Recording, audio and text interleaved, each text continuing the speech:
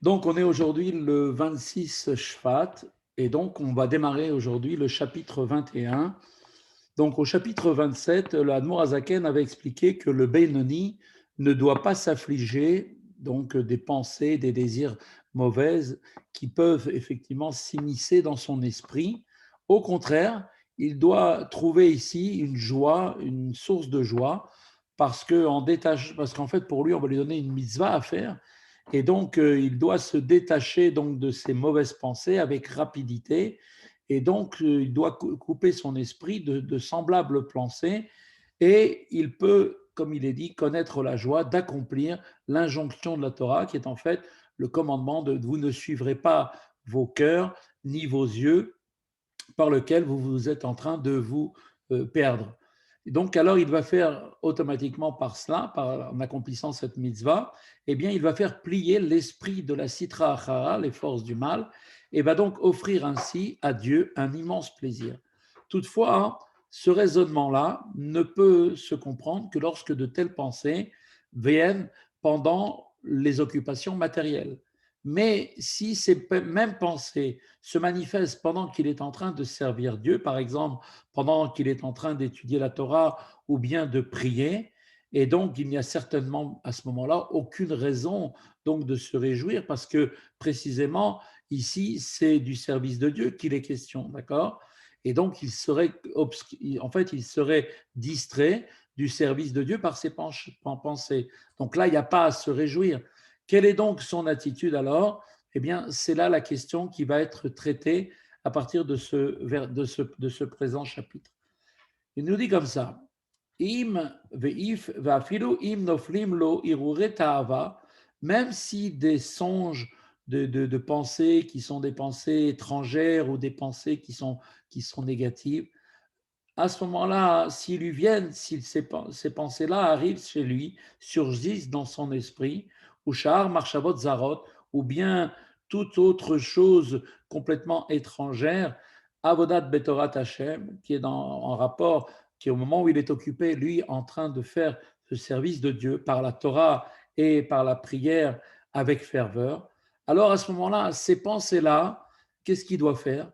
Al yashit lev alehem, il ne devra y prêter aucune attention. D'accord? Qu'est-ce qu'il devra faire? Et là, il y a siardato mehem karega, et tout de suite, il devra, nous dire la Moazaken, s'en détourner immédiatement, sans y prendre aucune attention. Vegam al yiyeshote, de même, il ne sera pas fou et bête, la asot be'alat amidot shel ha'machshavah kenoda, en essayant d'employer l'attribut, la faculté qui correspond à cette mida dont procède la pensée étrangère en question, comme on le sait. D'accord? Chaque pensée, il faut le savoir, étrangère, procède d'une certaine faculté, d'un attribut émotionnel négatif de l'âme animale. Par exemple, la mida de chesed, par exemple, la bonté, d'accord? L'amour. De l'âme animale, comment est-ce qu'il va s'exprimer? Eh bien, il va s'exprimer dans des pensées concupiscentes, par exemple. La mida de gvura, par contre, la rigueur, la crainte, elle va se traduire par des pensées d'inimitié ou bien de crainte inappropriée. Donc, une certaine forme de travail spirituel consiste, pour ceux pour qui est troublé par une pensée étrangère, à déjà essayer de déterminer la mauvaise mida, d'accord, quelle est cette faculté provenant de l'âme animale, qui est la source pour ensuite raffermir la mida correspondante de l'âme divine, de manière à pouvoir remporter le combat. Sous-entendu, l'âme animale possède en elle, c'est par exemple l'attribut de chesed, et donc, quand elle va l'utiliser chez lui, ça va lui amener des pensées qui vont être des pensées complètement étrangères. Et donc, à ce moment-là, comment est-ce qu'il doit faire? Eh bien, il doit renforcer son attribut de bonté du côté de l'âme divine, de manière à ce que, la mida négative de l'animal se trouve sublimée et par là même la mauvaise pensée qu'elle a engendrée. Par exemple, une pensée nourri par un désir qui devait être élevé en renforçant le sentiment d'amour pour Dieu de l'âme divine.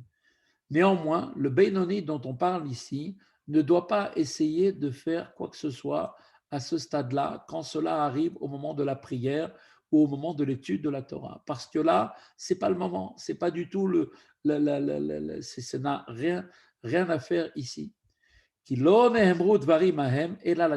Car ces choses qui ont été dites, que l'on peut effectivement transformer les mauvaises, les mauvaises midotes qui viennent du mauvais penchant et qui peuvent être transformées, c'est le travail essentiellement qui est fait par les tzadikim. Ce travail-là, oui, par les tzadikim, c'est quelque chose qui est possible. Mais le Beinoni, lui, n'est pas du tout concerné par ce travail-là. Il n'en a pas les moyens, il n'a pas la force de pouvoir y arriver.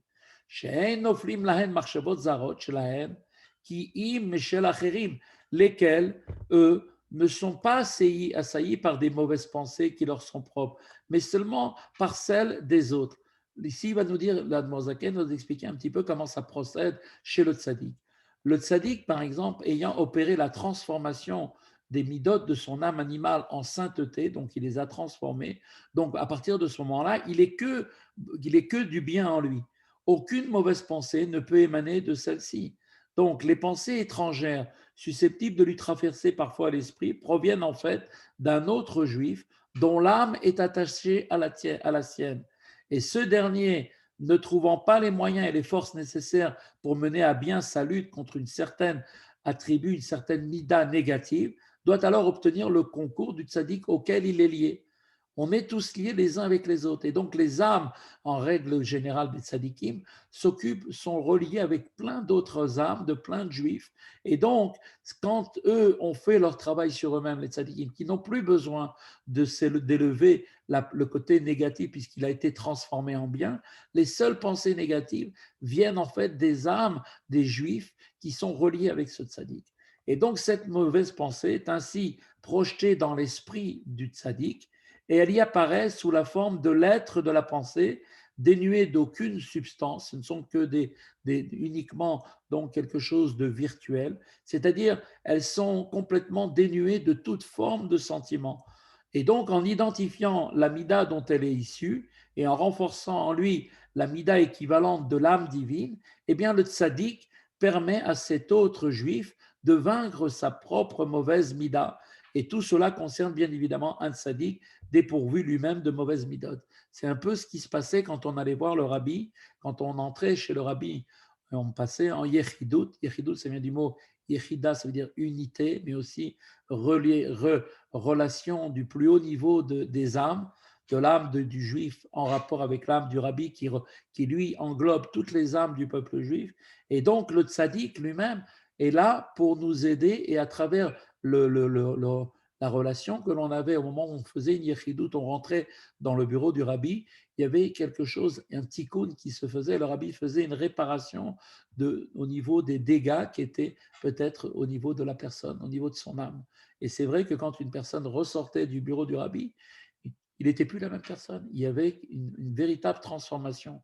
On raconte une histoire une fois qu'il y avait une fois un chassid qui avait été voir le Tzemar Tzedek et quand il était rentré chez... Non, c'est le rabbi, le fils de Admor Azaken, Admor Amsaï. Et quand il est rentré chez le Admor Amsaï, le Admor Amsaï l'a regardé, il a dit, je ne peux rien faire pour toi. Le juif, il est ressorti en pleurs, il était complètement brisé, cassé. Alors les chassidim sont venus, ils se sont mis autour de lui, ils lui ont demandé qu'est-ce qui se passe. Et il leur a dit, voilà, le rabbi, il m'a dit qu'il ne pouvait rien faire pour moi, mon cas est désespéré, je peux rien, on ne peut rien pour moi, donc je ne sais plus quoi faire. Et il pleurait, il pleurait, il pleurait. Voilà que le frère du rabbi de Admour Saïd, il voit cette scène, il entend ce chassid se plaindre et pleurer. Alors il rentre chez son frère, et il lui dit, mais comment tu peux faire ça à un juif? Il vient te voir et toi tu lui parles comme ça. Il regarde comme ça et lui dit, maintenant fais-le rentrer. Alors il le fait rentrer à nouveau, et là il lui donne toutes les bénédictions et tout se passe bien. Alors après la question c'est, pourquoi il n'a pas fait ça dès le départ? Pourquoi il a attendu ça? Elle dit, parce que quand il est rentré la première fois, il n'avait pas fait vraiment de chouva. Donc, tant qu'il n'a pas fait lui-même l'effort pour se hisser à un certain niveau, je ne peux rien faire pour lui. Maintenant qu'il a fait tchouva, il a pris conscience par le fait qu'il a été brisé, alors ça lui a ouvert la porte pour pouvoir maintenant l'aider. Et c'est pour ça qu'après, oui, je peux l'aider puisque je vois en moi quelle est la solution pour l'aider. Ça, c'est un peu pour donner une image de ce qu'on est en train de dire ici. Donc, la relation entre les mauvaises pensées du tzaddik qui lui viennent sont des mauvaises pensées des juifs qui sont liés à son âme et pour lequel le rabbi, enfin le tzaddik doit faire la réparation pour que ce juif-là puisse lui aussi avancer et réparer ces mauvaises pensées dans son âme. אבל מי שנופל לו משלו מבחינת הרע שבליבו בכלל השמאלי, mais là, en ce qui concerne le Benoni, qui lui est pénétré par des pensées étrangères, qui lui sont propres, puisqu'en fait elles émanent du mal qui se trouve en lui, dans le ventricule gauche de son cœur, parce que, c'est-à-dire en fait des mauvaises midotes de son âme, puisque comme on avait expliqué, le Benoni, lui, ne laisse jamais la possibilité à son mauvais penchant de s'exprimer ni en pensée, ni en parole, ni en action, mais il est bien là. Concrètement, il est là de plus en plus puissant, puisque plus la personne grandit dans l'Akdusha, et plus le mauvais penchant, lui aussi, a des forces de plus en plus fortes, d'accord, pour maintenir toujours cette notion de libre arbitre. Alors, la question, c'est alors, la question, c'est que comment est-ce qu'un Benoni pourrait lui transformer ses mauvaises pensées au moment où il vient, au moment de la prière, qu'il est en plein service de Dieu, où il est en train d'étudier la Torah, comment est-ce qu'il pourrait lui élever ce mal vers le haut en étant lui-même attaché avec le bas, puisqu'il est lié avec le bas, c'est-à-dire en fait avec sa nature qui est que le mauvais penchant est bien présent en lui. Donc comment lui qui est en bas peut-il essayer de trouver des solutions pour élever ses pensées? C'est impossible. Prétendre accomplir un tel travail spirituel serait complètement incroyable. C'est quelque chose qui n'a rien à voir. Incongru, c'est totalement sans aucune raison d'être. Cependant, nous dit Admorazaken, il ne faut surtout pas que la personne se sente abattue intérieurement en son cœur. Et à ce moment-là, liot, misé, etsev, nivze, beshat avoda, étant triste, surtout se sentir honteux du fait de ses pensées étrangères au moment du service de Dieu durant lequel on doit être, sarech liot, besimcha rabba, on doit être dans une joie, une très grande joie au moment de l'étude de la Torah ou de la prière. Ce n'est pas le moment de tristesse, quelle qu'elle soit, quelle que soit la raison et quelle que soit la provenance de cette tristesse. Ce n'est pas le moment. Et surtout pas pour le Benoni de croire que lui, il est en mesure de pouvoir élever ses mauvaises pensées, alors que lui-même, il est en bas. Donc, ton travail, c'est maintenant de prier, c'est d'étudier la Torah. Il faut le faire dans une grande joie. Et là, Adraba, au contraire, qu'est-ce qu'il doit faire? יתחזק יותר ויוסיף עומס בכל כוחו בכוונת התפילה, בחדווה ושמחה יתירה, et au contraire, il devra se renforcer davantage et intensifier sa détermination de toute sa force dans la ferveur de sa prière dans laquelle il était occupé, avec un surcroît de joie et d'allégresse pour compenser justement la mauvaise pensée. Beshomo al libo ki nefilat המחשבה זרה היא מהקליפה שבכלל השמאלי, ועושה מלחמה בינוני עם נפש אלוקית שבו. Et donc, il prendra à ce moment-là en considération, il se rappellera en son cœur que l'apparition de la mauvaise pensée étrangère, elle ne provient pas de lui. Elle vient de qui? Elle vient de la clipa qui se trouve, elle, du côté gauche du cœur, laquelle elle-même, lui-même, mène un combat chez le Benoni entre l'âme divine et avec lui. Donc on voit bien que c'est quelque chose il n'a pas du tout, il n'a aucune capacité de pouvoir maîtriser cela. C'est quelque chose qui le dépasse, donc il n'a rien à voir. Il doit être, au contraire, lui, à continuer son étude de la Torah ou sa prière en s'élevant encore plus grâce à une joie encore plus forte. Comme on dit que quand quelqu'un, par exemple, est en train de prier et que vous êtes en pleine prière, qu'il y a des gens qui parlent autour de vous et que vous avez du mal à vous concentrer, c'est que d'en haut, on veut que vous vous concentriez encore plus dans votre prière. Donc, on doit tout faire un effort, comme quelqu'un qui veut, quand il y a du bruit autour de lui, il essaye de se concentrer, donc il est obligé de mettre un effort supérieur pour pouvoir obtenir une concentration telle qu'il ne soit même pas dérangé par le bruit qui est autour de lui. Chez les tzadikim, eux, ils ont la capacité de rendre sourde une oreille, s'il faut. Comme on explique que le rabbi précédent, il était en train de faire un mahamar, et il y avait des gens qui parlaient et qui se sont mis à dire des mauvaises choses dans la salle, et le rabbi entendait. Et pour ne pas entendre, le rabbi a rendu sourde son oreille. Ça, ou alors se rendre aveugle, ça, c'est pas du domaine du Bainoni. Le Bainoni n'a pas la capacité de pouvoir lier son effort au niveau de ses sens, que ce soit la vue, l'odorat, le toucher, l'ouïe, et ainsi de suite. Il ne peut que se renforcer dans sa concentration pour ne pas être du tout gêné par quoi que ce soit. On connaît parfaitement, nous dit l'Admorazaken, la conduite de ceux qui mènent une guerre, le but étant bien sûr de vaincre, voire de tuer l'ennemi. C'est ça le but de la guerre. Et de même de ceux qui luttent l'un contre l'autre. Qu'est-ce que chacun cherche à faire? Chacun cherche tout simplement à faire tomber son adversaire.